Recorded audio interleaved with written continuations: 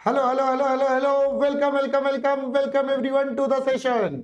मैं आपका दोस्त और आपका host for this session CA Sunil Keswani आप सबका स्वागत करता हूं बेटा आज के इस बढ़िया से सेशन में।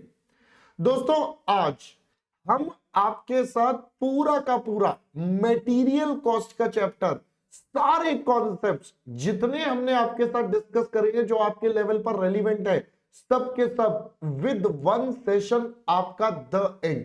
Yes, you heard me right. Just एक single session, all the concepts are done and dusted sir. तो गाइस, आप तैयार हैं इस अमेजिंग सेशन के लिए? Yes sir, we are ready. दोस्तों, इस सेशन की मैं कुछ कुछ बातें आपके साथ पहले बता देता हूं टॉपिक स्टार्ट करने से पहले। दोस्तों, सबसे पहले तो आपको यह समझना है ये सेशन आपके लिए कितना ज्यादा इंपॉर्टेंट है।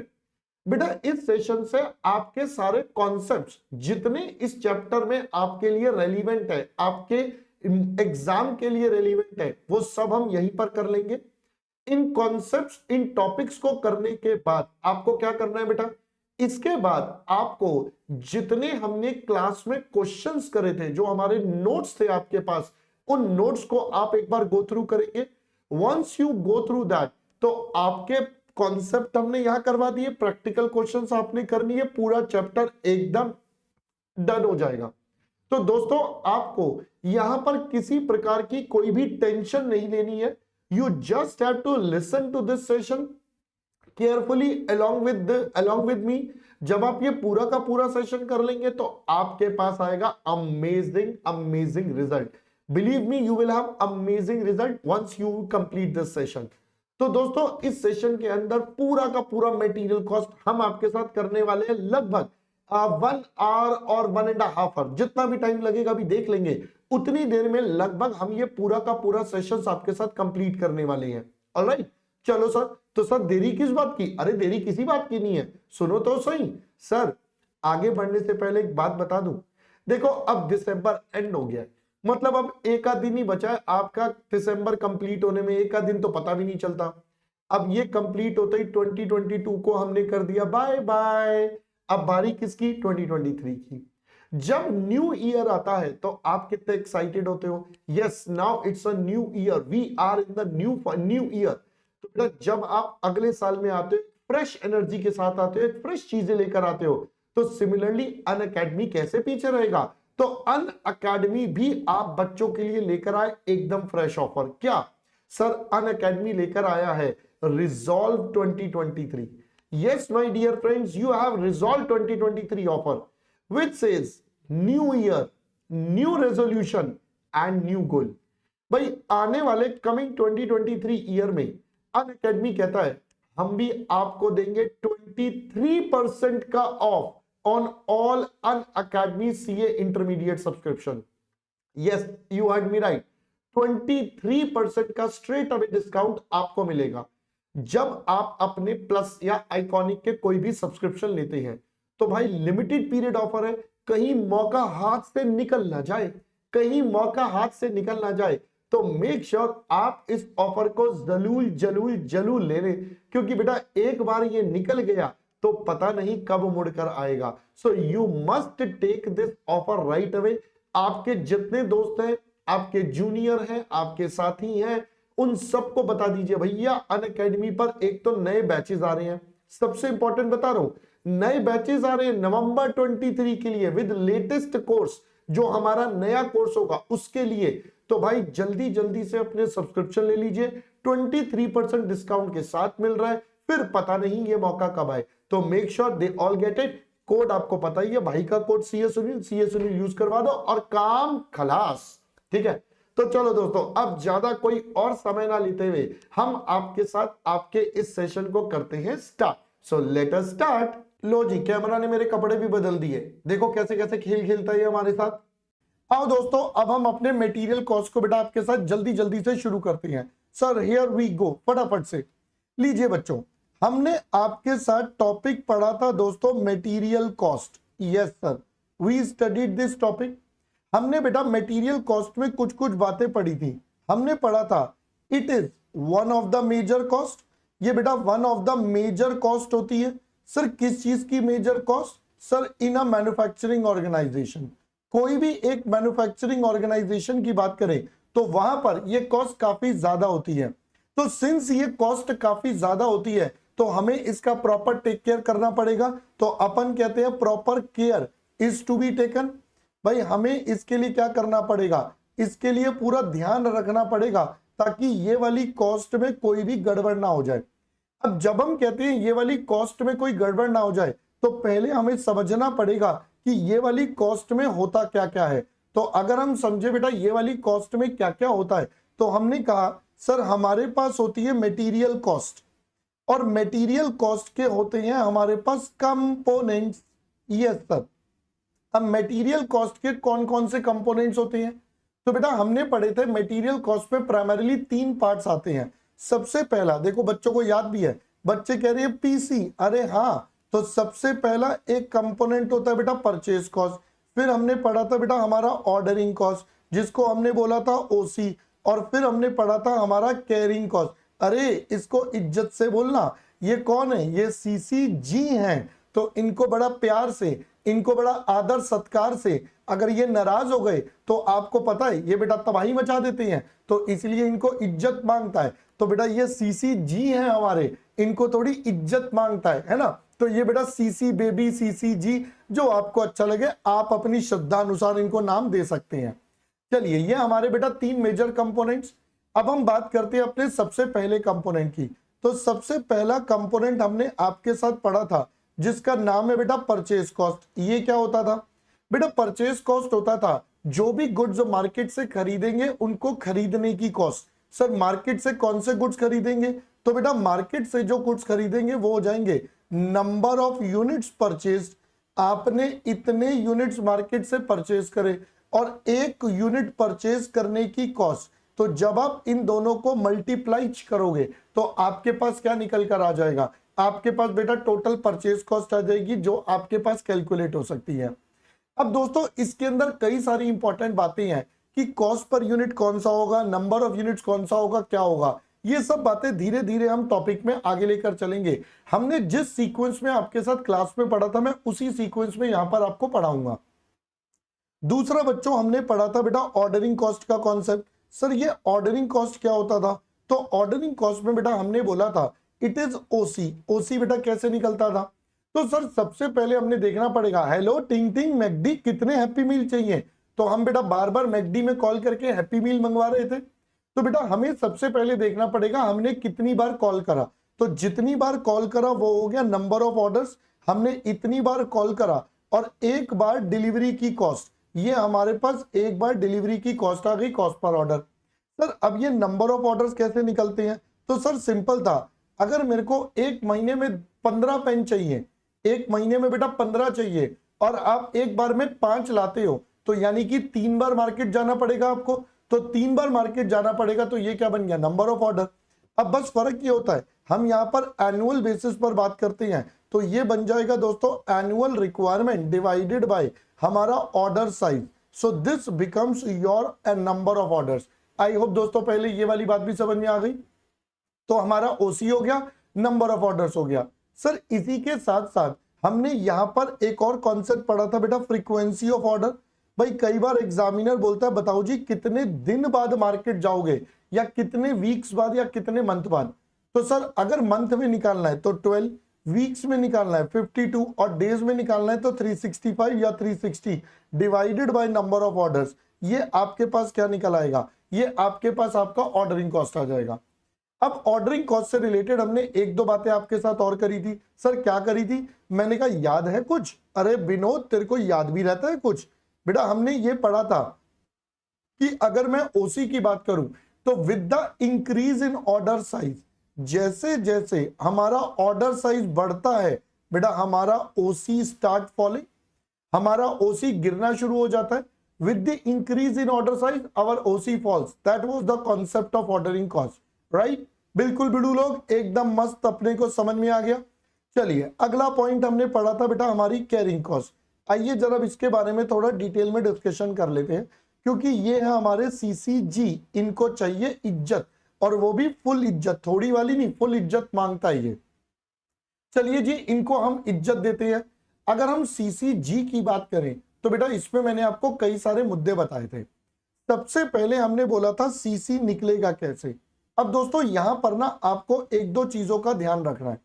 यहां पर कई बच्चे ना शब्दों को लेकर कंफ्यूज हो जाते हैं, so you have to be very very careful जो मैं अब आपको बता रहा हूं। सर क्या? सबसे पहले तो आपको कैलकुलेट करना है बेटा टोटल सीसी। टोटल सीसी का मतलब टोटल कैरिंग कॉस्ट। अगर आपको टोटल कैरिंग कॉस्ट निकालनी है तो आप कैसे निकालोगे? सर ऑन एन एवरेज कितने गुड्स गोडाउन में होते हैं, तो आप लोगे average quantity of goods. Sir average क्यों ले रहे हैं? क्योंकि बेटा गुड्स बार बार आते जाते रहते हैं, बार बार चेंज होते रहते हैं। जब बार बार चेंज होते रहते हैं तो बेटा आपको एवरेज लेना पड़ेगा, because we don't know the exact value जो अभी हमारे गोडाउन में है। So that's why we have to take average. और इसका लॉजिक मैंने आपको क्लास में समझाया था। मैंने बताया था घर पर मुझे क्या बोला जाता है, जाओ जाकर आटा लेकर आओ, तो मैं फटाफट मार्केट जाता हूं, आटा लेकर आता हूं। मैंने ये क्लास में आपको कॉन्सेप्ट समझाया था। तो हमारे पास हो गया बेटा एवरेज क्वांटिटी ऑफ गुड्स। अब ये इतनी क्वांटिटी हो गई। अब हम यहां पर लेंगे CC per unit per annum. एक यूनिट एक साल तक अगर हम स्टोर करते हैं तो उसका खर्चा कितना? ये एक यूनिट एक साल का खर्चा, हमारे पास इतनी क्वांटिटी है तो दोनों को मल्टीप्लाई करके हमारी टोटल कैरिंग कॉस्ट आ जाती है। अब दोस्तों बच्चे जो कंफ्यूज होते हैं वो किस में होते हैं? बेटा बच्चे कंफ्यूज होते हैं टोटल सीसी और सीसी पर यूनिट में। इन दोनों में कई बार उनको कंफ्यूजन होता है। So you have to make sure कि आपको ये वाला कंफ्यूजन बिल्कुल भी ना हो, ठीक है? All right sir. सर इसके बाद आपने ना हमें बताया था कि आपका एवरेज क्वांटिटी ऑफ गुड्स कैसे निकलता है। मैंने कहा बिल्कुल ठीक बात है बेटा, एवरेज क्वांटिटी ऑफ गुड्स मैंने बोला था नॉर्मली आपका एवरेज क्वांटिटी हो जाता है बेटा order size divided by 2। I hope पहले बेटा बात समझ में आ गई। आपके पास हो जाता है ऑर्डर साइज डिवाइडेड बाय 2, ये तो पहला कॉन्सेप्ट। बट सर ये अकेला नहीं है, कभी कभी आपके पास बेटा क्या होता है, तो एवरेज क्वांटिटी ऑफ गुड्स आपके पास होता है विद सेफ्टी स्टॉक। अगर एग्जाम में आपके पास सेफ्टी स्टॉक बता दिया गया है तो बेटा आपका एवरेज क्वांटिटी कैसे निकलेगा? सर उस केस में हम कहेंगे हमारा average quantity will be safety stock plus order size by 2। अब की बार बेटा safety stock as it is add हो जाएगा, तो आपका जो वैल्यू निकलेगा एवरेज क्वांटिटी का बेटा वो इस तरीके से निकलेगा। आई होप पहले ये वाली बातें याद आ गई सारी। ऑल राइट, फर्दर दोस्तों हमने इसका भी कॉन्सेप्ट पढ़ा था। अब बताइए जितना ज्यादा ऑर्डर साइज, जितना ज्यादा ऑर्डर साइज, इसका मतलब उतना ज्यादा एवरेज क्वांटिटी, उतना ज्यादा एवरेज क्वांटिटी तो हमारी कॉस्ट भी ज्यादा। तो with the increase in order size हमारा सीसीजी स्टार्ट्स इंक्रीजिंग। जैसे जैसे बेटा ऑर्डर साइज बढ़ता है हमारे सीसीजी भी जंप करना स्टार्ट कर देते हैं। बिल्कुल ठीक बात है सर। तो ये हमारे पास बेटा सीसीजी का पहले कॉन्सेप्ट आपके पास रेडी हो गया कि हमारे सीसीजी हमें क्या क्या बोलते हैं। ओके, तो हमने पढ़ लिया बेटा पीसीओसी सीसी। हम सबसे पहला कॉन्सेप्ट आपके साथ पढ़ते हैं कि sir how much order size there should be. मतलब हम ऑर्डर साइज अपना कितना मेंटेन करें, how much quantity to be ordered in a single price at a single time, sorry, एक बार में कितनी क्वांटिटी ऑर्डर करें। तो आइए दोस्तों अब हम निकालते हैं एक बार में कितनी क्वांटिटी ऑर्डर करें। अब दोस्तों इसके लिए मैंने आपको एक सिंपल सा टेबल बनवाया था। हमने कहा था how to determine order size. भाई हमारा मुद्दा यह है कि हम अपने ऑर्डर साइज को कैसे निकालें। तो बेटा सिंपल एस्पेक्ट इज, यहां पर हम क्या करेंगे, it should be at level, it should be at level where material cost is minimum. बेटा हमें ऐसा लेवल ढूंढना है जहां पर हमारी मटेरियल कॉस्ट बेटा मिनिमम हो जाए। अब सर मटेरियल कॉस्ट मिनिमम करने के लिए जो हमारे पास टेक्निक है उसका नाम है हमारा इकोनॉमिक ऑर्डर क्वांटिटी। तो अब हमारी जो अप्रोच हो गई वो हो गई बेटा हमारी EOQ, that is economic order quantity. अब ये जो EOQ अप्रोच है बेटा इससे हम दो पार्ट्स में काम करेंगे। We will calculate it in two parts. मैंने आपको बताया था एक दुकानदार कौन सा था, भाया मुझे डिस्काउंट चाहिए, तो भाई ने क्या बोला था, अरे अरे भाई ले भाई, ये मैं 10 रुपए का दे रहा था तेरे लिए, सिर्फ तेरे लिए तेरे लिए तेरे लिए 9 रुपए का, जा जी ले अपनी जिंदगी। तो मतलब हमने क्या बोला था बेटा, दो केस होते हैं, एक जहां पर डिस्काउंट मिलता है, दूसरा जहां डिस्काउंट नहीं मिलता। तो हमने कहा था बेटा दो कैटेगरी, सबसे पहले हमने बोला था या तो ये बेटा फॉर्मूला बेस्ड होगा या फिर ये आपका टेबुलर फॉर्मेट पर बेस्ड होगा। तो हमने बेटा ये वाली दो बातें आपके साथ करी थी कि या तो ये फॉर्मूला बेस्ड या ये टेबुलर फॉर्मेट बेस्ड, भाई दोनों में से कोई एक होगा। बात तो आपकी ठीक है सर, अब दोनों में से होगा कौन सा, हमें ये कैसे पता चलेगा। तो बेटा फॉर्मूला वाला कब लगता है, जब हम कहते हैं ये लगेगा जब नो डिस्काउंट एग्जिस्ट।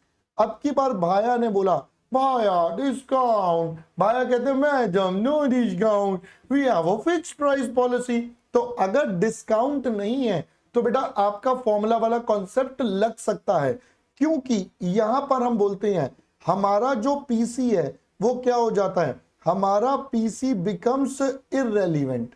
बेटा यहां पर हमारा पीसी जो है वो बिल्कुल इररेलीवेंट हो जाता है।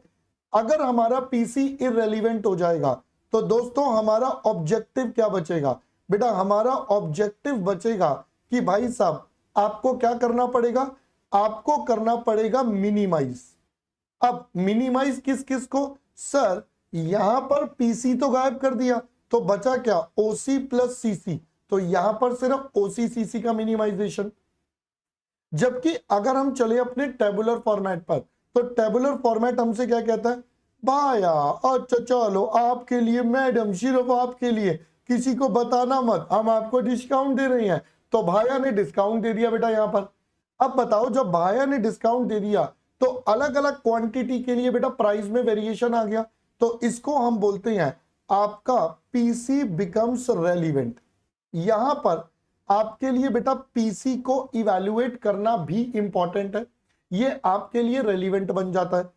अब अगर ये बन जाता है रेलिवेंट तो दोस्तों आपका ऑब्जेक्टिव क्या बनेगा, सर अब यहां पर हमारा ऑब्जेक्टिव क्या बन जाएगा, सर यहां पर हमारा ऑब्जेक्टिव बन जाएगा हमें मिनिमाइज करना होगा पीसी ओसी सीसी तीनों को टोटल, यहां पर आकर काम खत्म।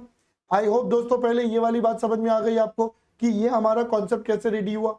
चलिए अब हम इसके और आगे बढ़ते हैं। सर ये फॉर्मूला कुछ आप कह रहे थे, बेटा मैंने आपको क्या बताया था, नो फॉर्मूला, हमारे लिए ओनली लॉजिक। तो बेटा देखिए अब हमने कहा हमें अपना ओसी और सीसी बेटा मिनिमाइज करना है, तो अब हम अगर डायग्रामेटिक तरीके से समझें, अरे भाई साहब आ जाओ नीचे, कहां गए, कितने चलिए उड़ कितने चलिए, आइए बेटा अगर हम अबे भाई साहब आ जाओ, ऐसे ना करो यार, 80 तुस्सी लस्सी पिस्सी नलायक।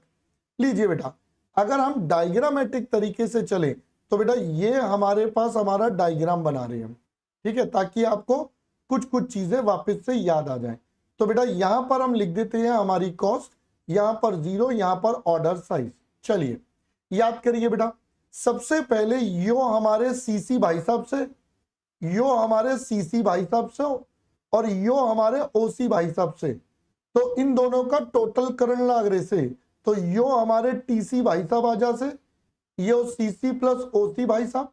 तो हमारा ऑब्जेक्टिव था बेटा इनको मिनिमाइज करना, तो ये मिनिमाइज कहां पर होंगे, जहां पर ये दो तलवारें आपस में एक दूसरे को टक्कर देंगी, बेटा वहीं पर हमारे पास क्या आ जाएगा, वहीं पर हमारे पास मिनिमाइजेशन आ जाएगा।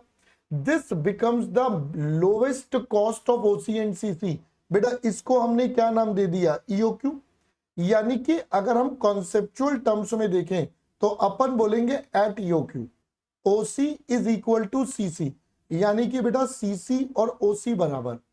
अब सीसी कैसे निकलता था, सर सीसी होता था ऑर्डर साइज बाय 2, ये बन गया बेटा आपका average quantity into CC per unit per annum, ये हमारे पास बेटा सीसी भाई साहब हो गए। अगर हम इधर वाली बात करें ओसी, तो ये होते थे आपके पास एनुअल रिक्वायरमेंट बच्चों, ये आपके पास आ गया एनुअल रिक्वायरमेंट, और आप इसको डिवाइड कर देंगे अपने ऑर्डर साइज से और multiply your cost per order. तो ये पहले आ गए आपके पास नंबर ऑफ ऑर्डर और हमारे पास आ गई बच्चों कॉस्ट पर ऑर्डर। अगर हम इसको इवेल्युएट करें तो ये हो जाएगा OS बाई 2, इसका नाम C, ये हो गया A OS और O। OS निकालना है तो OS एक तरफ स्क्वायर, ये हो जाएगा 2 into A into O upon C। तो बेटा OS क्या हो गया, under root 2 into A into O upon C। अब ये जो OS निकाला ये हमने यूजिंग द टेक्निक निकाला इकोनॉमिक ऑर्डर क्वांटिटी। तो बेटा हमने इसका नामकरण कर दिया EOQ। तो यानी कि अगर मैं EOQ को कॉन्सेप्चुअली डिफाइन करूं तो बेटा EOQ हमारा क्या बन गया, sir EOQ is that level या EOQ is that order size. अगर हम सही शब्दों में बोले EOQ is that order size at which your OC and CC का टोटल इज मिनिमम। ये वो वाला ऑर्डर साइज है। आई होप दोस्तों बात समझ में आ गई। चलिए अगर यहां पर हम टर्मिनोलॉजी की बात करें तो वेयर ए क्या बन जाएगा, बेटा ए बन जाएगा एनुअल रिक्वायरमेंट ऑफ मटेरियल। हमारे पास मटेरियल कितना लगेगा। फिर हमने कहा सर ओ क्या बन जाएगा, सर ओ है हमारा कॉस्ट पर ऑर्डर, एक बार ऑर्डर करने की कॉस्ट। सर सी क्या है, सर सी है हमारा कैरिंग कॉस्ट पर यूनिट और पर एनम। आई होप दोस्तों पहले बात समझ में आ गई। तो यहां पर आकर हमने आपके साथ EOQ का कॉन्सेप्ट डेवलप कर लिया। आई होप पहले यहां तक का मैटर बेटा क्लियर हो गया होगा, सारा याद आ गया। अब कुछ इंपॉर्टेंट बातें, छोटी छोटी मगर मोटी मोटी बातें। आइए बेटा छोटी छोटी मोटी मोटी बातें करते हैं। अब यहां पर हमने बेटा कुछ इंपॉर्टेंट बातें आपके साथ करी थी जिसको हमने नाम दिया था बेटा PTR regarding our this concept. तो हमने बेटा सबसे पहला पॉइंट बोला था कि भाई आपका सबसे पहला rule is time period for both.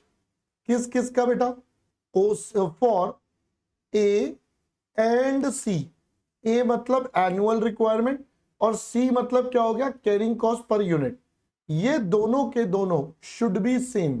Sir इसका मतलब, बेटा इसका मतलब मान लो आपको A जो है वो आपको मंथली दे दिया कि ये हमारी मंथली रिक्वायरमेंट है, तो आप अगर कैरिंग कॉस्ट भी मंथली ले लोगे तो आपका आंसर बिल्कुल टैली करेगा। अगर आप A को एनुअल ले रहे हो तो ये जो C भाई साहब है इन्हें भी हमें एनुअल मोड पर लेना पड़ेगा। तो बेटा दोनों को हमें एनुअल या जो भी मोड है उस मोड पर लेकर जाना पड़ेगा। पहले दोस्तों यहां तक की बात समझ में आ गई कि इस कॉन्सेप्ट का फंडा क्या हुआ। पहले तो what is this time period for both A and C should be same. चलो अगली बात बेटा हमारे पास थी CCG के रिगार्डिंग। तो हमने कहा था if carrying cost is given in percentage.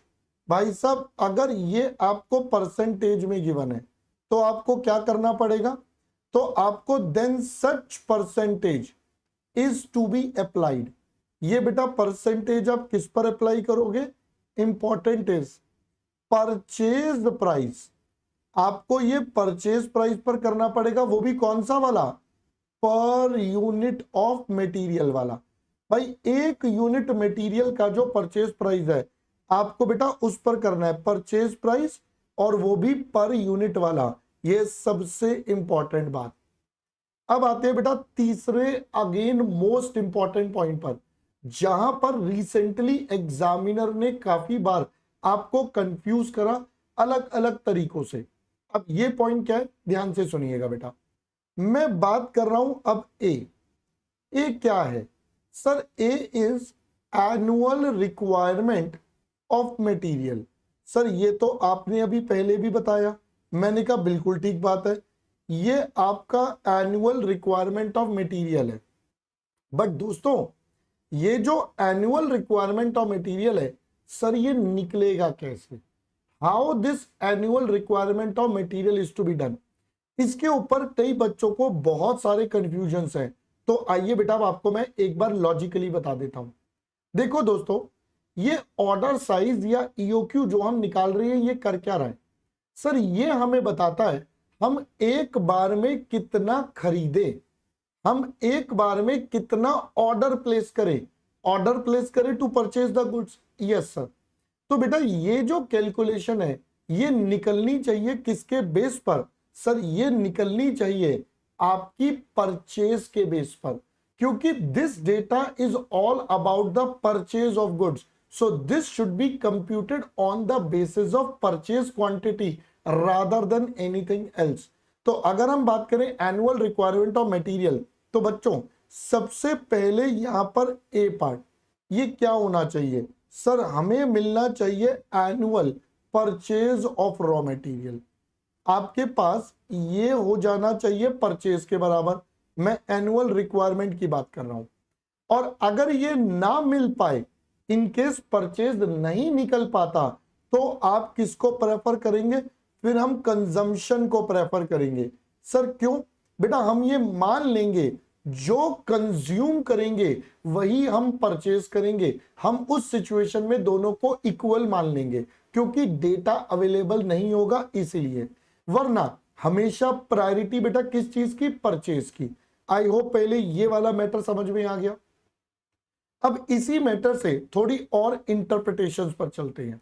अब मैं यहां पर लिख देता हूं, ये मेरे पास होगी बेटा फर्स्ट प्रेफरेंस और ये मेरे पास होगी मेरी सेकंड प्रेफरेंस।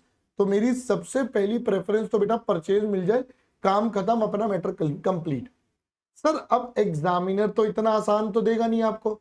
एग्जामिनर हमारा चतुर और चालाक है बेटा, वो आपको डेटा में गोल गोल गोल गोल घुमाएगा। कैसे घुमाएगा आइए जरा समझते हैं। अब हमें एनुअल परचेज बेटा निकालना पड़ सकता है। अब एनुअल परचेज कैसे निकाला जाएगा, ये इंपॉर्टेंट पार्ट है। अब जरा ध्यान से सुनना बेटा, पहले एग्जामिनर हमें स्टार्ट करवाएगा फिनिश्ड गुड्स के डेटा से। एग्जामिनर कहेगा भाई साहब देखो, एग्जामिनर क्या करेगा? एग्जामिनर बताएगा कि भाई मेरे को इतने फिनिश गुड्स बेचने हैं। अब ये जो फिनिश गुड्स सेल होंगे बेटा, इसके बेस पर we can calculate the estimated production, कि भाई उतना सेल करने के लिए हमें कितने प्रोड्यूस करने पड़ेंगे। अब इतना प्रोड्यूस करने के लिए हमें रॉ मटेरियल का कंजम्पशन कितना करना पड़ेगा, और ये रॉ मटेरियल कंज्यूम के बेस पर हमें निकालना पड़ेगा रॉ मटेरियल परचेज। तो बेटा लॉजिकल सीक्वेंस ये बनता है। अब एग्जामिनर आपको कहीं से भी कहीं पर जाने को मजबूर करेगा। हमें अल्टीमेटली बेटा कहां पहुंचना है? सर हमें तो अल्टीमेटली अपने परचेज तक पहुंचना है। अब एग्जामिनर हमें जितना मर्जी तड़पाए, जितना मर्जी रुलाए, बट हमें जाना परचेज तक है और हम परचेज तक पहुंच के रहेंगे। तो आइए जरा समझते हैं कि हम परचेज तक बेटा कैसे पहुंचेंगे। सबसे पहले फिनिश गुड सेल तो आपको गिवन होगा।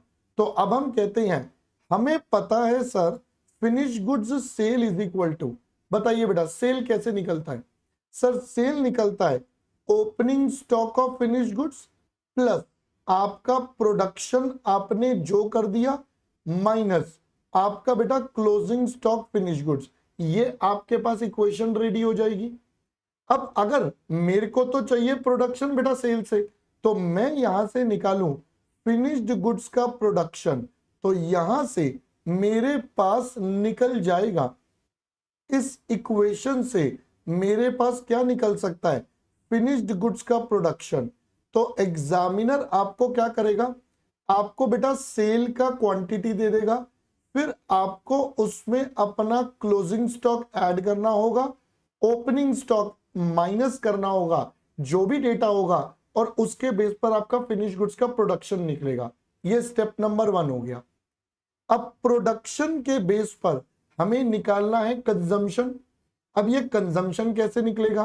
तो हम कहते हैं अगर हमें निकालना है रॉ मटेरियल कंजम्पशन, तो बेटा एक समोसे वाले भैया को पता होता है, हमारे समोसे वाले भाया को पता होता है क्या एक समोसा बनाने में कितना आलू लगता है, ये भाया को पता होगा। तो जब ये भाया को पता होगा तो बताइए बेटा भाया क्या करेंगे? भाया कहेंगे मुझे इतने समोसे बनाने हैं, this is the samosas I want to prepare.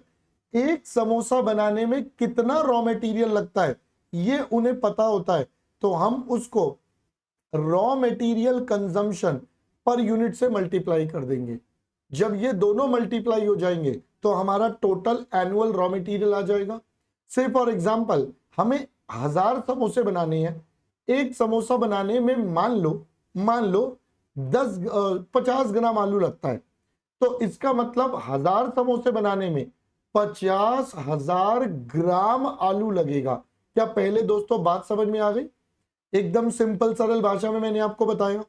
चलो अब ये निकल गया रॉ मटेरियल कंजम्पशन। सर अब हमें एक और इंटरप्रिटेशन पता है, अब हमें निकालना है बेटा रॉ मटेरियल परचेज। अब परचेज कैसे? तो दोस्तों आप मुझे बताएंगे, हमारे पास रॉ मटेरियल कंजम्पशन निकालने का एक और तरीका भी होता है। एक और तरीका क्या होता है?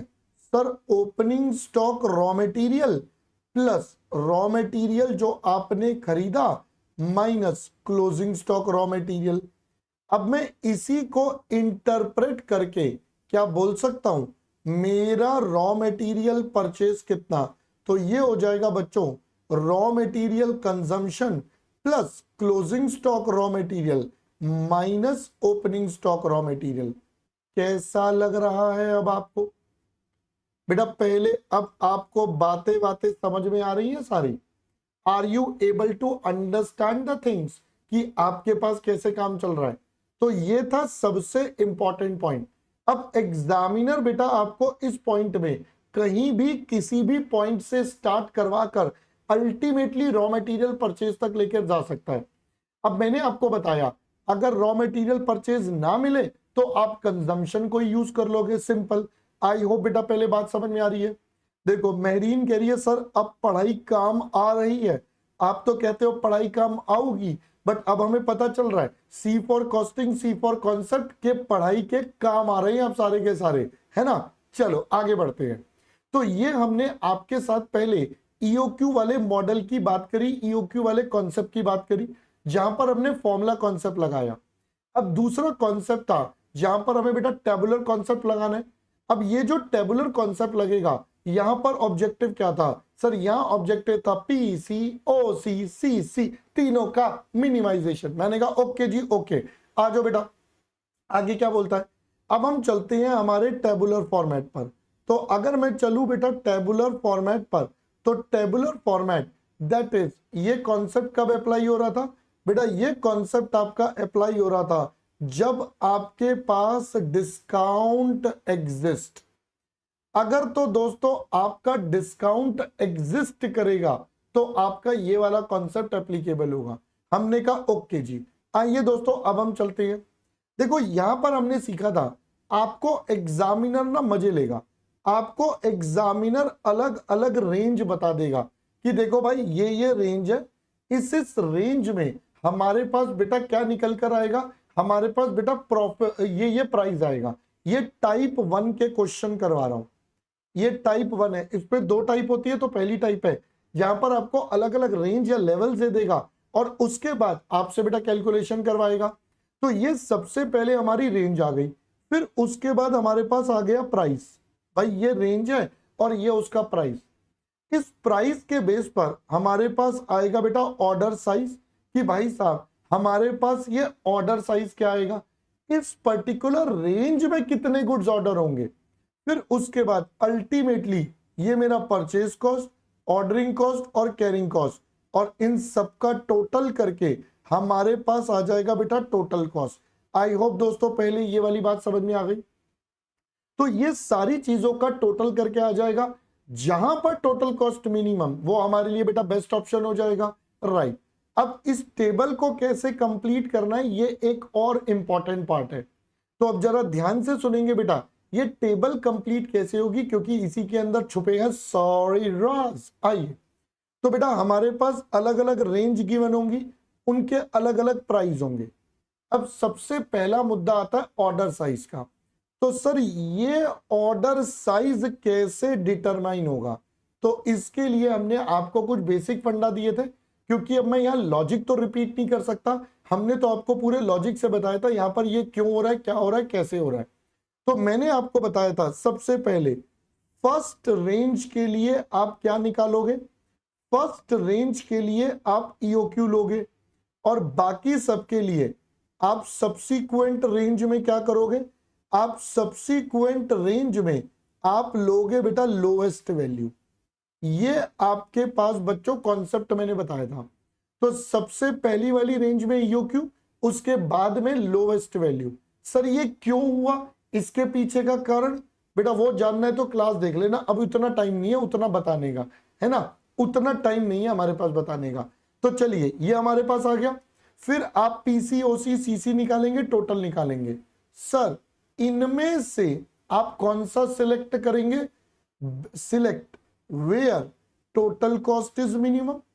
आपको वो ऑप्शन सिलेक्ट करना है जहां पर आपकी बेटा टोटल कॉस्ट मिनिमम हो जाए।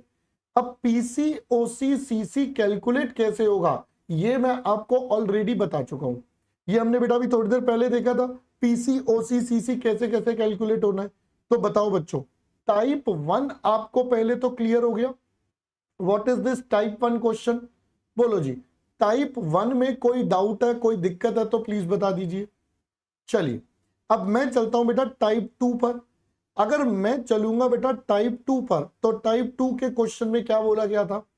बेटा टाइप 2 के क्वेश्चन में एग्जामिनर आपसे लेगा एकदम फुल ऑन मजे। इसमें पार्ट ए देगा, पार्ट ए में आपको बोलेगा फाइंड ईओक्यू। सबसे पहले आपसे क्या निकलवाएगा? ईओक्यू निकलवाएगा। फिर आपके पास आएगा बेटा part B of the question, जहां पर बोलेगा कि भाई ये मैं आपको दे रहा हूं ऑफर ऑफर ऑफर, जैसे अनअकैडमी का चल रहा है लॉक 20 वाला, तो ये भी कहेगा ऑफर ऑफर ऑफर, आया आया आया। कौन से के लिए? For a particular level. भाई किसी एक पर्टिकुलर लेवल के लिए होगा ये किसी एक पर्टिकुलर लेवल के लिए आपको ऑफर देगा। आपको कंसोलिडेटेड मल्टीपल लेवल्स नहीं बोलेगा। जैसे एग्जामिनर बोल देगा कि भाई देखो सप्लायर कह रहा है अगर आप मेरे से एक बार में 4000 लोगे तो मैं आपको 3% का डिस्काउंट दूंगा। तो ये हमारे पास बेटा एक लेवल पर डिस्काउंट आ गया, सिर्फ एक लेवल पर डिस्काउंट आ गया कि भाई एक लेवल है और उसका ये डिस्काउंट है। अब मल्टीपल लेवल नहीं बनाएगा। तो ऐसे केस में आपको सॉल्यूशन क्या करना है? तो सॉल्यूशन बेटा ए पार्ट में तो आपको सिंपल सिंपल अपना ईओक्यू निकालना है। फिर बी पार्ट में आपको क्या करना है? बेटा बी पार्ट में आपको बनाना पड़ेगा statement of evaluation of offer, या आप बोल सकते हो स्टेटमेंट ऑफ कॉस्ट। आपको जो नाम अच्छा लगे आप वो दे सकते हो। अब यहां पर एक कॉलम बन जाएगा बेटा पर्टिकुलर्स। फिर एक बार ऑर्डर साइज ले लोगे ईओक्यू वाला और एक बार ऑर्डर साइज लेंगे हम बच्चों ऑफर वाला। क्या पहले ये बात समझ में आ गई? तो ये ऑफर वाली क्वांटिटी का जो है और यहां पर ईओक्यू वाला। अब इसके अंदर क्या करेंगे? तो दोस्तों इसके अंदर आप निकालोगे अपना पीसी, आप निकालोगे ओसी और आप निकालोगे बेटा सीसी। तो जब आप ये तीनों कैलकुलेट कर लोगे आपके पास आ जाएगा बेटा टीसी, और जहां पर मिनिमम वो आपके लिए बेस्ट या आइडियल सिचुएशन हो जाएगी। आई होप पहले बच्चा बात समझ में आ गई यहां तक की। चलिए अब इसी से रिलेटेड दो इंपॉर्टेंट मुद्दे और। सर इसी से रिलेटेड दो मुद्दे? हाँ बेटा देखो यहां पर आकर ये ईओक्यू वाला वैरायटी तो हमने कवर अप कर लिया कि हमारे ईओक्यू वाले वैरायटी में क्या क्या है। अब टाइप ऑफ क्वेश्चन तो बहुत सारे हैं, वो हम अभी थोड़ी देर में देखेंगे। पहले हम कोशिश कर रहे हैं अपने कॉन्सेप्ट को वाइंड अप कर दें ताकि जब क्वेश्चंस पर पहुंचे तो हमें बिल्कुल भी दिक्कत ना हो। अब यहां पर दो बातों का हमें ध्यान रखना है। क्या सर? मैंने कहा सुनिए। पॉइंट नंबर वन इज बच्चा जब भी आप नंबर ऑफ ऑर्डर्स निकालोगे तो आप कैसे निकालोगे? Should be rounded off to the next complete number. क्या पहले ये बात समझ में आ गई? ये बात का आपको खासा ध्यान रखना पड़ेगा।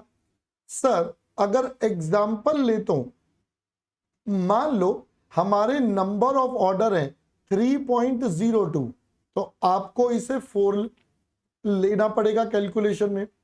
सर 3.57 ये भी 4 होगा। सर 3.01 बेटा ये भी 4 होगा। भाई सारे के सारे नेक्स्ट राउंड ऑफ में जाएंगे। आपको बेटा कोई भी पीछे का राउंड ऑफ नहीं करना है। You have to calculate them total round off. ये पहली बात समझ में आ गई। चलो दूसरी बात, बेटा एग्जामिनर कभी कभी बोलता है फाइंड टोटल रेलिवेंट कॉस्ट। अब की बार आपको क्या बोला? आपको कहता है फाइंड टोटल रेलिवेंट कॉस्ट। अब दोस्तों, और ये कब होगा? In case of EOQ. आपको नॉर्मल ईओक्यू के क्वेश्चन में बोलेगा रेलिवेंट कॉस्ट निकालो। अब बताओ बच्चों, ये रेलिवेंट कॉस्ट क्या होती है? तो मैंने अभी आपको बताया था, जब हमारा नॉर्मल ईओक्यू का कॉन्सेप्ट चल रहा होता है तो आपको क्या बोला था? जो परचेज कॉस्ट होती है वो हमारे लिए बेटा इररेलीवेंट हो जाती है। जो परचेज कॉस्ट होती है वो हमारे लिए इररेलीवेंट है। तो पीसी तो इररेलीवेंट है, यानी कि बचा क्या? तो रेलिवेंट में आपके पास बचेगा बेटा ओसी प्लस सीसी। आई होप पहले बात समझ में आ गई। अब वैसे तो इसका एक फॉर्मूला भी होता है, बट मैं कोई फॉर्मूला नहीं लगवाता, मैंने आपको लॉजिकली बता दिया। आप ओसी निकालो, सीसी निकालो, दोनों का टोटल कर दो, बात खत्म। ज्यादा दिमागी चीनी लगाना। अब पहले बेटा बात समझ में आ गई। तो हमें फॉर्मूला नहीं खेलना, हमें लॉजिक खेलना है। तो लॉजिक इज बेटा ओसी प्लस सीसी का टोटल हो जाएगा। आई होप दोस्तों पहले ये वाली बात आपको क्लियर हो गई है। चलिए, तो यहां पर आकर हमने ईओक्यू से रिलेटेड अपनी बातें कवर अप कर ली। सर ईओक्यू के बाद क्या? बेटा ईओक्यू के बाद मैंने आपको टॉपिक पढ़ाया था लेवल्स ऑफ इन्वेंट्री का। अब लेवल्स ऑफ इन्वेंट्री में मैंने आपको बताया था कि सर ये क्या है? अरे ये अब तो वॉलेट खराब हो गया ना, इतने दिन हो गए हैं। हाँ ये हमारा वॉलेट है। अब बेटा खराब हो गया, ड्राइंग भी खराब हो गई यहाँ पर, तो है ना। तो लेवल ऑफ इन्वेंट्री में हमने कहा था भाई वॉलेट से पैसा जाएगा, यानी कि मेरा आउटफ्लो होगा। अब और मेरे पास पैसा इसके अंदर बेटा इनफ्लो होगा। चलिए अब हमने क्या पढ़ा था? अगर आउटफ्लो की बात करें तो पैसा जाएगा कहां कहां? बेटा या तो आपका मूड बहुत अच्छा है या मूड बहुत खराब है। दोनों ही सिचुएशन में आप बेटा मैक्सिमम कंजम्पशन करते हो। अगर मूड अच्छा है तो खुशी को बांटते हो, और मूड खराब है तो दुख को भुलाने के लिए खर्चा करते हो। दोनों ही केस में बेटा आप मैक्सिमम कंजम्पशन। अगर सहेला या सहेली ने आज प्यार से बात कर दी है तो भी ज्यादा खर्चा होगा। सहेला या सहेली से लड़ाई हो गई है तो भी ज्यादा खर्चा होगा दुख भुलाने के लिए। तो बेटा दोनों ही केस में आपका मैक्सिमम कंजम्पशन। फिर बीच में आते हैं कड़की वाले दिन, जब पैसों की किल्लत हो रही होती है और सब जगह मैनेज करना है, तो फिर आप बहाने ढूंढते हो, यार आज ना तबीयत ठीक नहीं लग रही तो आज का प्लान हम कैंसिल कर देते हैं। तो देखिए बेटा मिनिमम कंजम्पशन, क्योंकि आपकी तबीयत ठीक है बट भाई साहब पैसे नहीं है खर्च करने को, तो जरूरी चीजों पर खर्च करेंगे, बाकी चीजों को हम अवॉइड कर देंगे। फिर इसके अलावा सर बाकी जीवन तो बेटा चलता ही रहता है, वो तो रुकता नहीं है, तो आप भी अपना एवरेज कंजम्पशन करते रहते हो। आई होप दोस्तों पहले ये वाले 3 बातें याद आ गई आपको। चलिए अब हम चलते हैं इनफ्लो। इनफ्लो का मतलब पैसे कहां से आएंगे? तो पैसे तो मम्मी पापा से आएंगे। अब बेटा कई बार अर्जेंसी होती है, नहीं जी नहीं, आज अनअकैडमी का लास्ट डे ऑफर का, मुझे तो आज ही सब्सक्रिप्शन लेना है, अर्जेंट है, सीए सुनील का कोड लगा के 20% डिस्काउंट पर सब्सक्रिप्शन लेना है, आज के आज लेना है, अभी के अभी। तो बेटा ये क्या हो गया? जल्दी वाली सिचुएशन। तो यहां पर आप अपने माता पिता को क्या बोलोगे? नहीं जी जल्दी से जल्दी, मिनिमम डिलीवरी टाइम, तो मुझे बेटा जल्दी से जल्दी पैसे चाहिए। तो ये आपका क्या बन गया? Minimum delivery time. आपका बेटा लीड टाइम कितना? इसके अलावा बेटा, इसके अलावा ऑन एन एवरेज माता पिता से कितने टाइम में पैसे मिलते हैं आपको पता है। अब कभी कभी ऐसा होता है ना, मम्मी पापा छुट्टी पर चले गए, मम्मी पापा घूमने चले गए और आपको पैसों की जरूरत है, तो समय लग सकता है पैसे आने में। तो कई बार क्या होता है? Maximum delivery time. तो ये आपके पास बेटा सप्लायर से सामान आने का टाइम, ज्यादा से ज्यादा, एवरेज और मिनिमम। अब ये हमने 6 कॉन्सेप्ट पढ़ने के बाद अपने बेटा मेन कॉन्सेप्ट बनाना शुरू करा था। हमने यहाँ पर सबसे पहला कॉन्सेप्ट अब आपके साथ पढ़ा था, जिसको नाम दिया था बेटा रीऑर्डर लेवल। रीऑर्डर लेवल का मतलब क्या था? आरओएल। बताना दोस्तों, आरओएल का फंडा क्या था? बेटा आरओएल का फंडा था तो ये हम कौन से लेवल पर ऑर्डर प्लेस करें, व्हेन टू ऑर्डर। इसका सिंपल भाषा में मतलब था व्हेन टू ऑर्डर, कब नया ऑर्डर प्लेस करें। तो बेटा यहां पर मैंने दो तरीके बताए थे। पहला था कंजर्वेटिव अप्रोच, दूसरा सेफ्टी स्टॉक अप्रोच। तो अगर हम कंजर्वेटिव अप्रोच की बात करें तो हमने कहा था आरओएल कैसे? सर डेली पार्टी चल रही है, आपके पास डेली पार्टी करने के लिए पैसे हैं और मम्मी पापा गए हैं टूर पर, तो इसका मतलब आपको पैसे मिलने में क्या लगेगा? टाइम।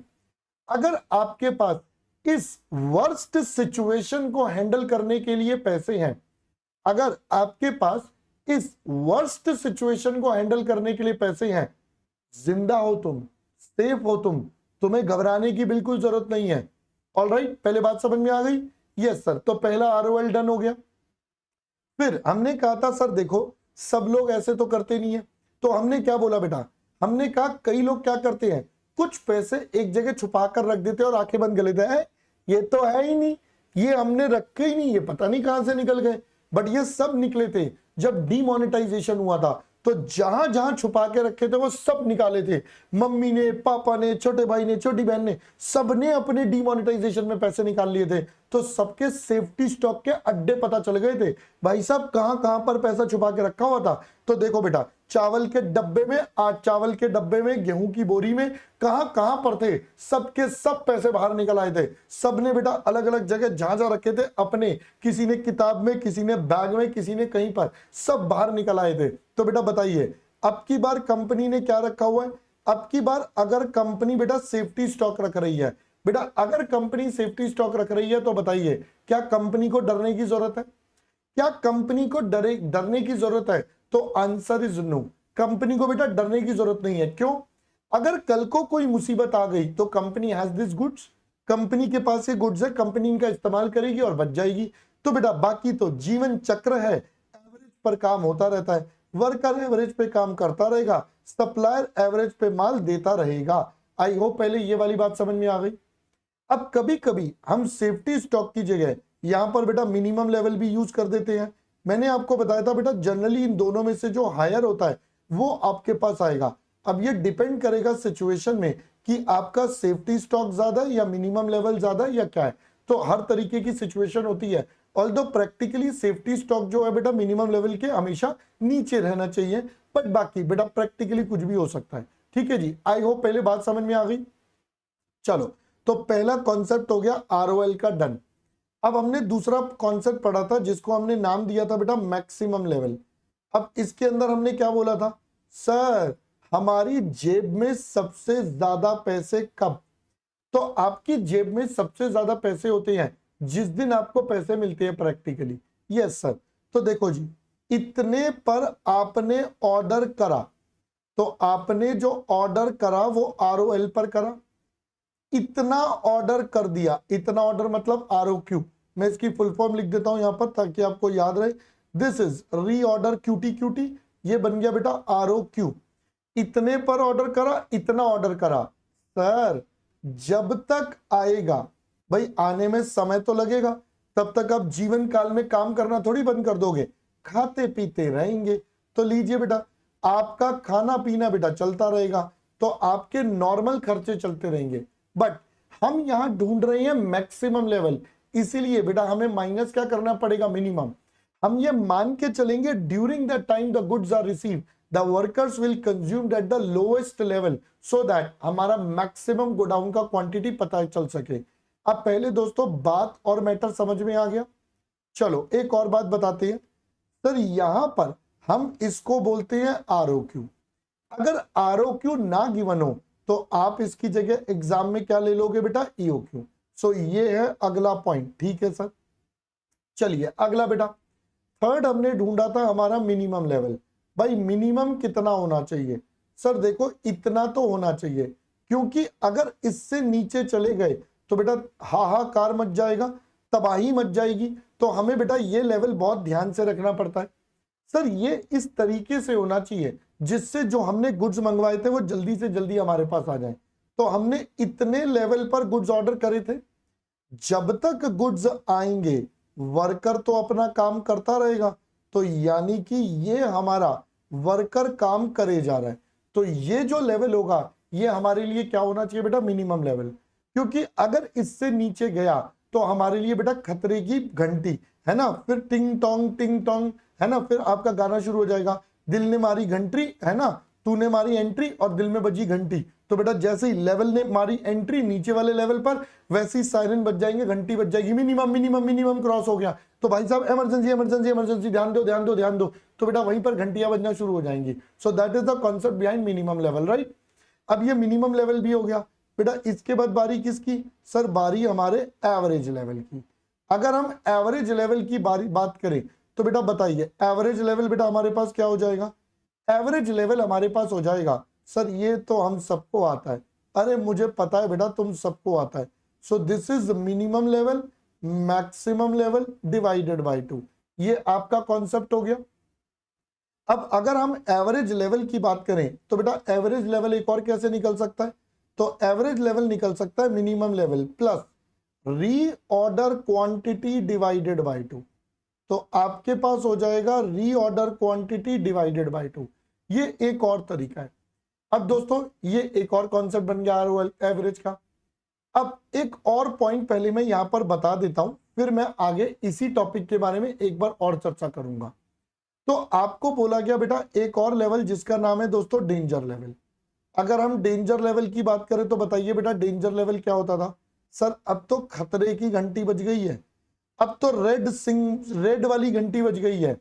अब अगर डेंजर लेवल है तो मैंने आपको एग्जांपल दिया था बेटा, अब मैंने आपको एग्जांपल क्या दिया था, घर पे आए गेस्ट समोसे खा रहे हैं, उन्होंने बोला चाय तो बनती है, आपने देखा अरे बाबा रे चाय बनाने के लिए चीनी का तो खत्म हो गया डब्बा, तो अब आप क्या करोगे, अपने घर के सबसे छोटे सदस्य को बुलाओगे, एक बार आना, तो उस सदस्य को बुलाकर उसके हाथों में पैसे थमाओगे और साथ में क्या बोलोगे, जा बच्चा जा, अब हमारी इज्जत तेरे हाथ में है, तू दौड़ कर जा, भाग कर आ, बट जल्दी से चीनी लेकर आ, कहीं से भी लेकर आ, पड़ोसन से लेकर आ, पड़ोसी से लेकर आ, जहां से भी लानी है लेकर आ, बट तेरे को लेकर आनी है, यस और नो।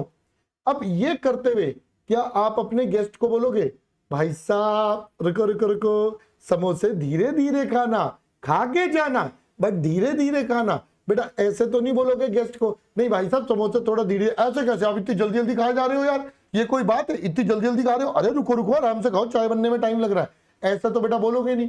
तो यानी कि वर्कर को तो आप कभी भी नहीं बोलोगे कि भाई साहब आप स्लो स्लो काम करो क्योंकि हमारे पास गुड्स नहीं है, वर्कर तो बेटा अपना काम करता रहेगा। आप सारा प्रेशर किसके ऊपर डाल दिया, वो घर के छोटे से बच्चे पर जो दौड़ कर जाएगा, भाग कर आएगा, सामान लेकर आएगा। यानी कि अब की बार आपने क्या बना दिया, अब की बार बेटा इमरजेंसी लीड टाइम, भाई मजबूरी में जल्दी से जल्दी कितने समय में गुड्स आ सकते हैं, so that becomes your danger level का कॉन्सेप्ट। अब दोस्तों जल्दी से ध्यान से सुनना, यहां पर अगर आप ध्यान से देखो ROL maximum minimum average danger, बेटा इन सब में मैंने मल्टीपल कॉन्सेप्ट लिखवाए हैं आपको।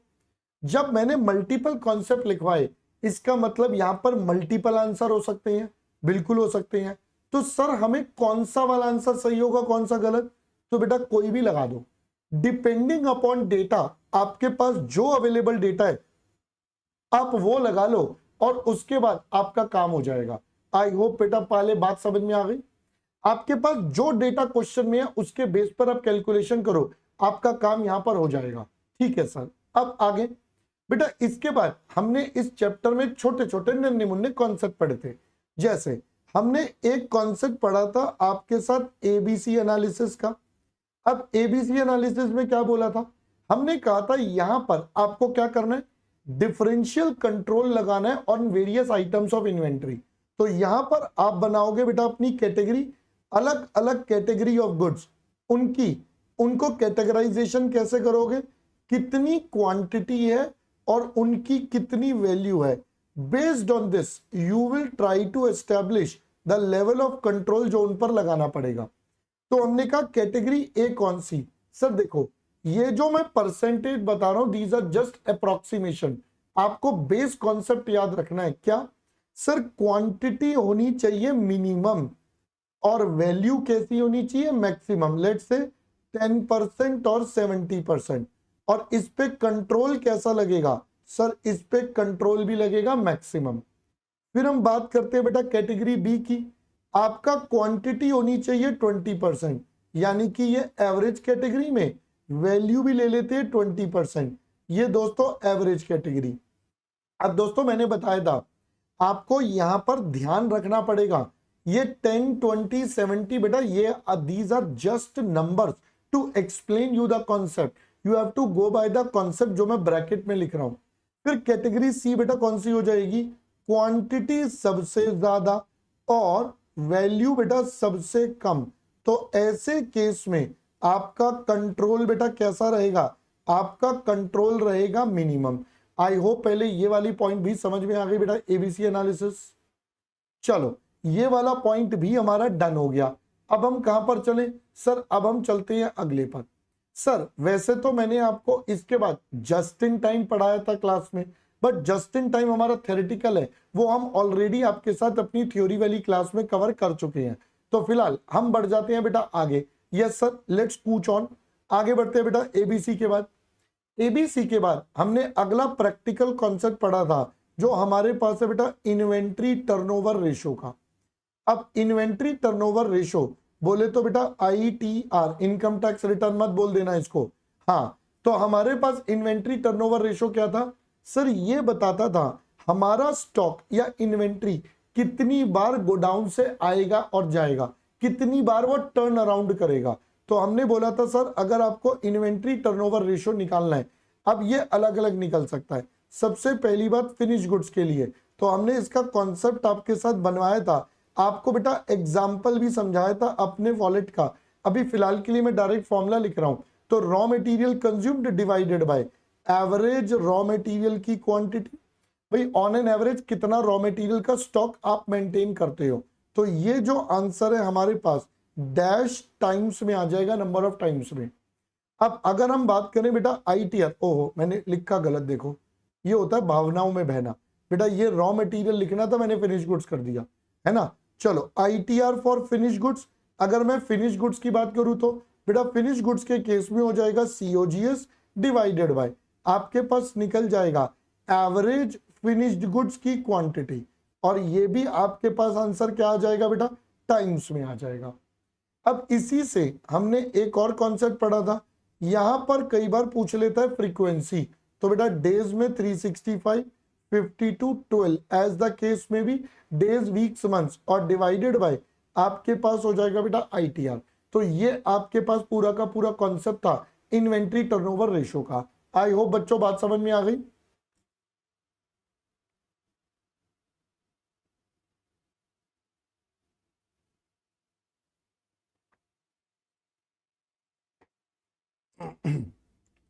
चलिए जी, इसके बाद हमने क्या पढ़ा था बेटा? इसके बाद मैंने आपको कॉन्सेप्ट पढ़ाया था सब्स्टिट्यूट मटेरियल का। बिल्कुल सर, आ जाओ जी अगले कॉन्सेप्ट पर जो हमने आपके साथ पढ़ा था, and the concept was substitute material. अगर मैं बात करूं बेटा हमारे सब्स्टिट्यूट मटेरियल की, तो बताइए जरा सब्स्टिट्यूट मटेरियल क्या था? बेटा सब्स्टिट्यूट मटेरियल था कि आपके पास अगर main raw material short supply में है तो आपको क्या करना पड़ेगा? हमने सिंपल सरल शब्दों में बोला था select the material which has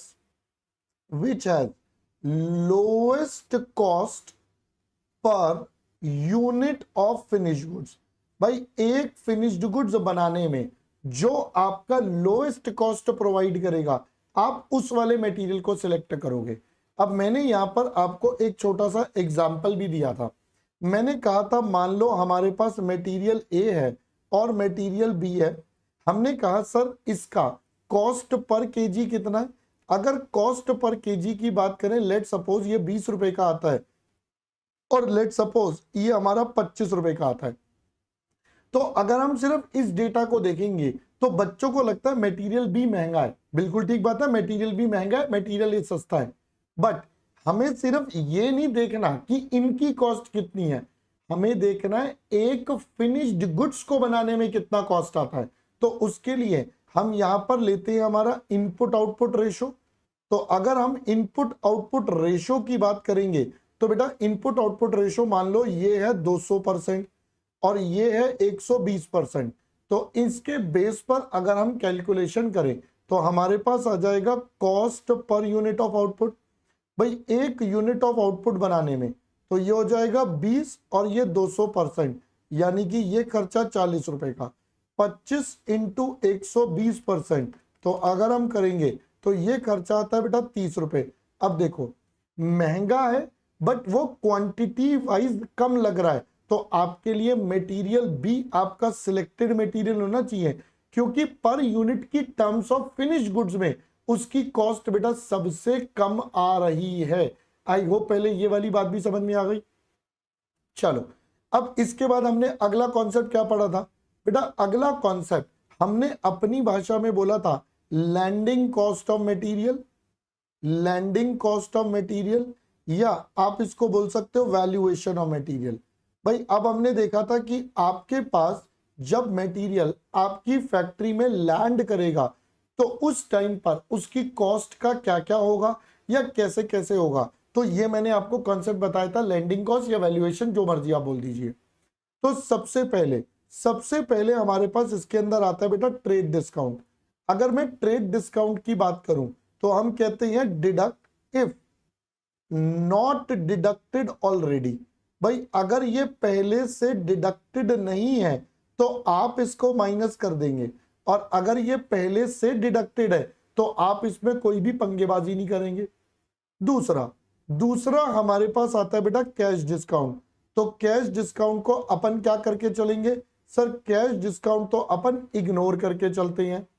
तीसरा हमारे पास आता है बेटा कोई सब्सिडी हो, हमारे पास कोई ग्रांट मिल गई या कोई इंसेंटिव मिल गया गवर्नमेंट की वजह से, तो बेटा अपन क्या करेंगे सर? अपन इसको माइनस कर देंगे, क्योंकि ये पैसा अपने को वापस मिल गया। तो अपन सीधी भाषा में क्या बोलेंगे? Deduct from cost. भाई आपको इसको माइनस करना है, क्योंकि ये आपको पैसे वापस मिल गए, तो ये बेनिफिट अल्टीमेटली बेटा कस्टमर के पास जाएगा। All right sir. इसके अलावा हमने बोला था रोड टैक्स, हमने बोला था बेटा टोल टैक्स। ये सब चीजें, कोई भी प्रकार का आपने ये टैक्स टुक्स दिया तो बेटा ये क्या हो जाएगा? ये आपका ऐड टू कॉस्ट हो जाएगा, आपके मटेरियल की कॉस्ट में जुड़ जाएगा। फिर अगर आपने पे करा आईजीएसटी, आपने पे करा सीजीएसटी, आपने पे करा एसजीएसटी, तो इस केस में दो सिचुएशन। पहला, इफ आईटीसी अवेलेबल, अगर तो आपका इनपुट टैक्स क्रेडिट अवेलेबल है। दूसरा, इफ आईटीसी नॉट अवेलेबल, तो अगर आपका आईटीसी अवेलेबल है तो आप क्या करोगे सर? अगर आईटीसी अवेलेबल है तो आप इसको इग्नोर कर दोगे, और अगर आईटीसी अवेलेबल नहीं है तो आप इसे अपनी कॉस्ट में ऐड कर दोगे। So this was regarding your IGST, SGST, GST वाला पार्ट। फिर हमने बोला था मान लो अगर आपके पास है कस्टम ड्यूटी, अगर बेटा आ गई कस्टम ड्यूटी, तो कस्टम ड्यूटी का क्या करोगे सर? इसका कोई आईटीसी या क्रेडिट नहीं मिलता, तो ये नॉर्मली आपके कॉस्ट में बेटा ऐड अप हो जाएगी। आई होप दोस्तों पहले ये वाली बात आपको सबको क्लियर हो गई है। चलिए इसके बाद बेटा हमने क्या पढ़ा था? इसके बाद हमने पढ़ा था सर हमारे पास होगा पेनल्टी या फाइन। अगर दोस्तों पेनल्टी या फाइन है तो ये कौन से नेचर का होता है सर? ये एबनॉर्मल नेचर का होता है। तो सिंस ये एबनॉर्मल नेचर का है तो अपन इसे इग्नोर करके चलेंगे। सर उसके अलावा हमने क्या पढ़ा था? सर उसके अलावा हमने पढ़ा था दोस्तों इंश्योरेंस। अगर दोस्तों इंश्योरेंस है तो इंश्योरेंस क्या कर देंगे? ऐड टू कॉस्ट कर देंगे, सिंपल। बट याद रखना ये कौन सा वाला इंश्योरेंस है? ये बेसिकली ट्रांसपोर्टेशन वाला इंश्योरेंस है। बेटा मैंने आपको कॉस्टशीट जब रिवाइज करवाया था तब भी ये बात बताई थी, क्या सर? हम जब तक गुड्स फैक्ट्री गेट पे अंदर ना घुस जाए तब तक की सारी कॉस्ट ऑफ मटेरियल में ऐड कर देते हैं, आरएमसी में ले जाते हैं, ये वही बातें हैं। बट अगर ये इंश्योरेंस बाद में हो रहा है तो ये बेटा फैक्ट्री ओवरहेड्स वगैरह जो भी हो, जहां भी हो रहा है वहां का पार्ट हो जाएगा, राइट। मान लो आपने इसके साथ साथ कोई कमीशन पे कर दी, अगर कोई कमीशन पे करी तो बेटा वो भी आपकी कॉस्ट का ही पार्ट बन जाएगी और मटेरियल कॉस्ट का। सर अगर आपके पास कोई कंटेनर कॉस्ट है, अब देखो कंटेनर कॉस्ट जो होती है वो आपका ऐड हो जाएगा कॉस्ट में। सिंपल सी बात है, जैसे आप बिग बाजार जाते हो या विशाल मेगा मार्ट जाते हो, वो आपको बोलते हैं जी पॉली बैग करवा दूं, थैला साथ में दे दूं, थैले के बेटा 10 रुपए 20 रुपए जो भी होते हैं वो ऐड कर देते हैं। बट कई लोग अच्छे होते हैं, वो कहते हैं भाई साहब आप थैला ले जाओ, बाद में जब आओगे ये थैला वापस कर देना, मुझसे इसके इतने पैसे और ले लेना। मतलब आपको मैं 10 रुपए का दे रहा हूं, थैला मुझे वापस करोगे मैं आपको 9 रुपए वापस दे दूंगा, तो थैले का 1 रुपए का बर्डन आया सिर्फ। तो बेटा यही होता है जब हम कहते हैं, कई बार आपको क्या मिल जाएगा, रिटर्न वैल्यू ऑफ कंटेनर। अगर एग्जामिनर ने रिटर्न वैल्यू ऑफ कंटेनर दे दी गई है तो बेटा आप क्या करोगे, सर अब आप इसको डिडक्ट कर दोगे फ्रॉम कॉस्ट। भाई जो भी आपकी कॉस्ट है आप ये उसमें से माइनस कर दोगे। All right sir. सर इसके अलावा हमारे पास आता है बेटा शॉर्टेज। अगर शॉर्टेज की बात करें तो शॉर्टेज बेटा दो तरीके से हो सकती है, या तो ये नॉर्मल होगी या ये एबनॉर्मल होगी। अगर तो दोस्तों ये नॉर्मल होगी तो अपन क्या बोलेंगे, अपन बोलेंगे डिडक्ट फ्रॉम क्वांटिटी, आप अपनी क्वांटिटी कम कर दो। और एबनॉर्मल होगी तो आप इसको नो ट्रीटमेंट करोगे। सर क्यों, क्योंकि ये वाला अमाउंट बेसिकली ट्रांसफर हो जाएगा हमारे P&L में। तो बेटा ये हमारे पास शॉर्टेज का कॉन्सेप्ट हो गया। तो यहां पर आकर हमने डिफरेंट आइटम्स का ट्रीटमेंट भी देख लिया, वैल्यूएशन या लैंडेड कॉस्ट। ठीक है सर। अब अगला एक और थोड़ा खतरनाकम विशेषम पॉइंट। हाँ सर बिल्कुल करवा दो एक खतरनाकम विशेषम पॉइंट।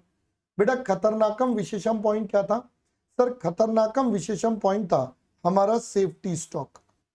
जी हाँ दोस्तों, मैंने आपको कॉन्सेप्ट या फंडा बताया था सेफ्टी स्टॉक डिटर्मिनेशन का।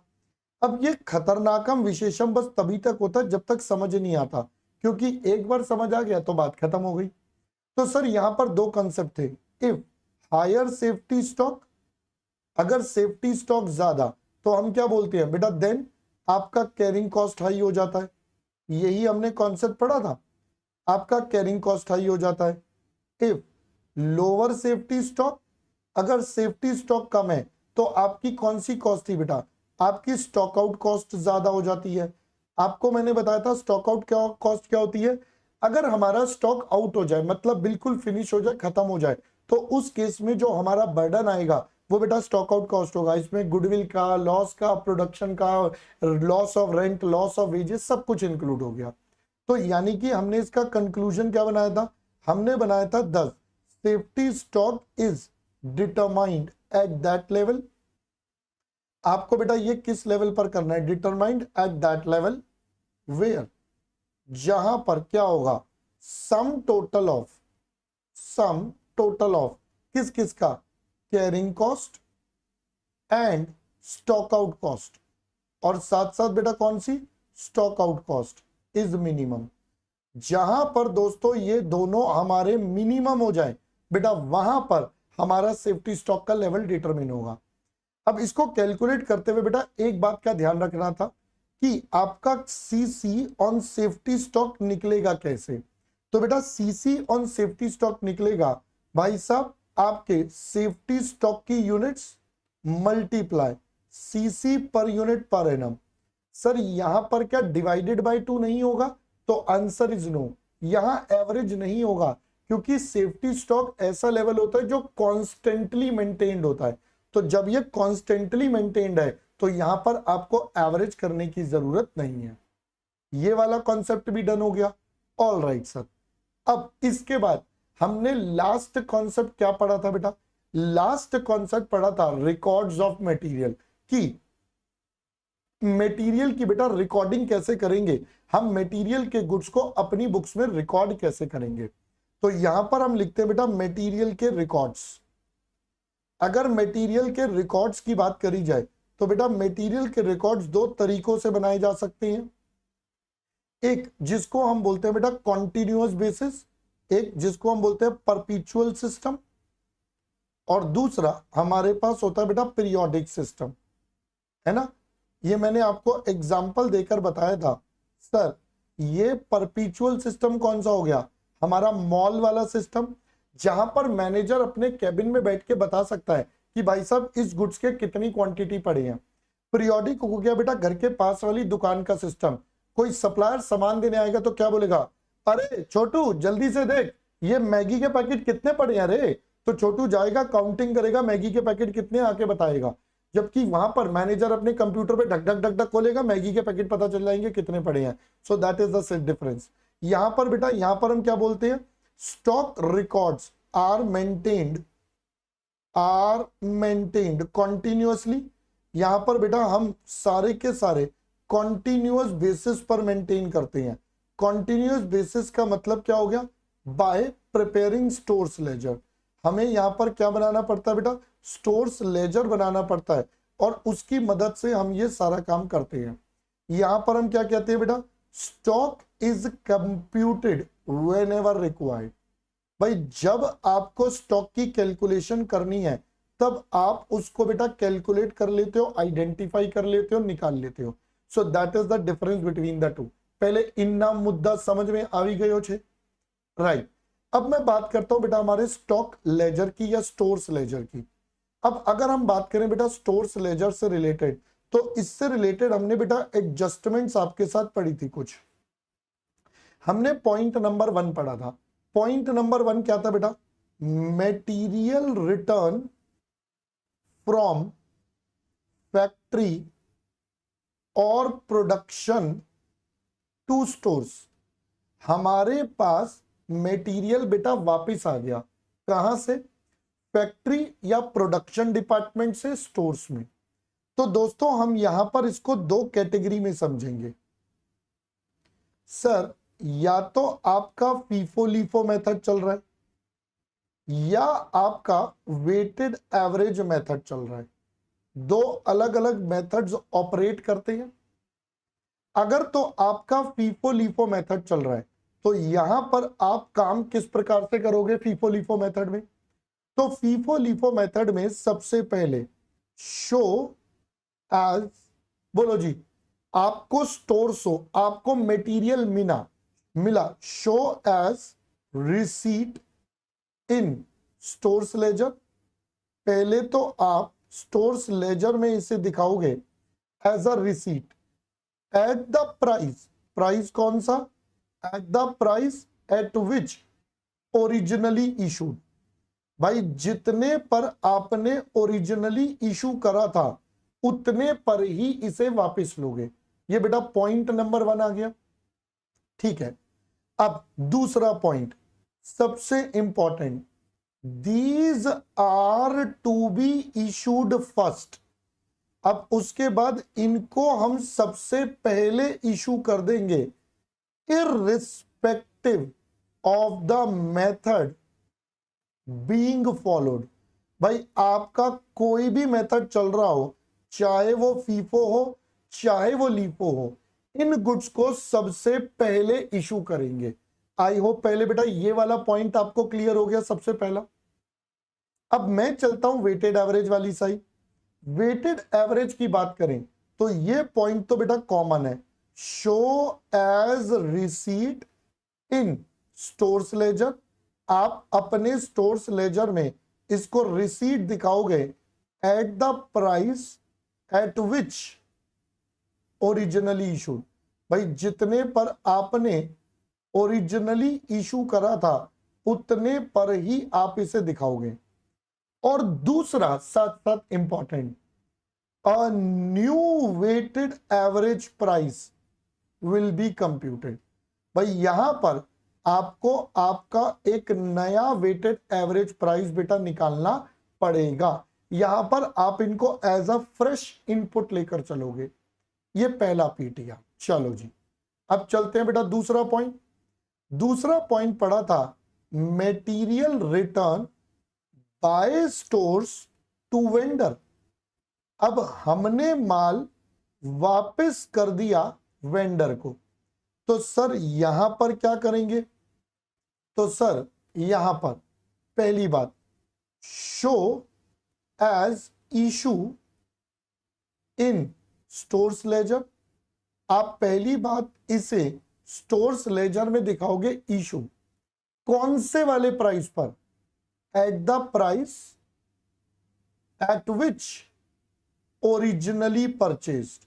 भाई जितने पर आपने ओरिजिनली परचेज करा उतने पर ही आप इसे दिखाओगे। ये सबसे पहला पॉइंट आ गया बेटा, जितने पर ओरिजिनल परचेज करा था उतने पर ही वो वापस होगा। This is point number 1।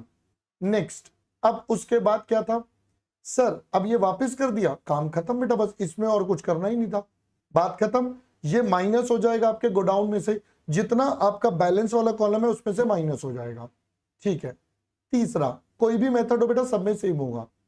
तीसरा पॉइंट आता है transfer from one job to another.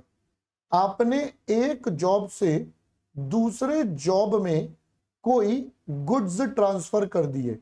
तो बेटा अगर एक जॉब से दूसरे जॉब में ट्रांसफर हुए, मतलब एक डिपार्टमेंट से दूसरे डिपार्टमेंट गए या एक फैक्ट्री से दूसरी फैक्ट्री गए, तो बताइए क्या इसमें स्टोर्स डिपार्टमेंट का कोई रोल है? क्या इसमें स्टोर्स डिपार्टमेंट का रोल है? तो आंसर इज नो बेटा, स्टोर्स डिपार्टमेंट इसमें इन्वॉल्व ही नहीं है। भाई एक पर्सन ने, एक्स ने वाई को गुड्स दे दिए, तो भाई मैं क्या करूं, दे दिए तो दे दिए, आपस में दोनों खेलेंगे। तो बेटा मेरे लिए यहां पर क्या हो जाएगा, no entry in stores ledger. Stores ledger में कोई एंट्री नहीं होगी। बाकी जहां आपने एंट्री करनी है, उस किसको, किसकी कॉस्ट बढ़ानी है, किसकी कम करनी है, वो आप अपने आप से देखोगे। ठीक है सर। अगला यहां पर आता है लॉसेस। अगर मैं लॉसेस की बात करूं तो बेटा लॉसेस हमारे पास दो तरीके के हो सकते हैं, एक नॉर्मल लॉस है, दूसरा एबनॉर्मल लॉस है। अब पहले बात करते हैं नॉर्मल लॉस की। अगर क्वेश्चन ने बोल दिया ये लॉस नॉर्मल है, तो क्या होगा बेटा नॉर्मल लॉस में? नॉर्मल लॉस में हम कहेंगे रिड्यूस दी, या ऐसे लिखते हैं बेटा, show in issue column without any price and value, that is only quantity to be shown। आपको सिर्फ बेटा क्वांटिटी दिखानी है, कोई प्राइस या वैल्यू आपको नहीं दिखाना। तो इससे क्या होगा, thus quantity reduces in balance column and amount remain same. पहले इसका इंपैक्ट समझ में आ गया, क्वांटिटी बेटा कम हो गई, अमाउंट आपका सेम है, तो इससे क्या होगा, thus आपका कॉस्ट पर यूनिट इंक्रीजेस। और यही नॉर्मल लॉस का कॉन्सेप्ट था। नॉर्मल लॉस कहता था ये बर्डन कंज्यूमर बियर करेगा। बेटा कंज्यूमर कैसे बियर करेगा, उसका प्राइस पर यूनिट बढ़ा देंगे। कैसे? क्वांटिटी कम करेंगे, अमाउंट सेम रहेगा। लो जी, ये पहला केस हो गया। चलते हैं दोस्तों एबनॉर्मल वाली साइड। ये क्या हो जाएगा, show in issue column at the price relevant according to method. अब ये वाला पॉइंट समझ लो बेटा, सबसे इंपॉर्टेंट। कहता है आपको क्या करना है, आपको इसे अपना इशू कॉलम में दिखाना है और यहां पर प्राइस भी लेना है। प्राइस कौन सा वाला सर, जो मेथड कह रहा है उसके हिसाब से। अगर मेथड कह रहा है बेटा फीफो चल रहा है, तो फीफो वाला में रेट जो भी चल रहा है वो ले लो। लीफो वाला जो चल रहा है, वेटेड एवरेज जो चल रहा है, जो जैसा चल रहा है आप उसके हिसाब से इसे कंसीडर करोगे। बात और पॉइंट बेटा समझ में आ गया? बोलो जी। चलिए, तो यहां पर आकर we are done with all the concepts which we studied in the class.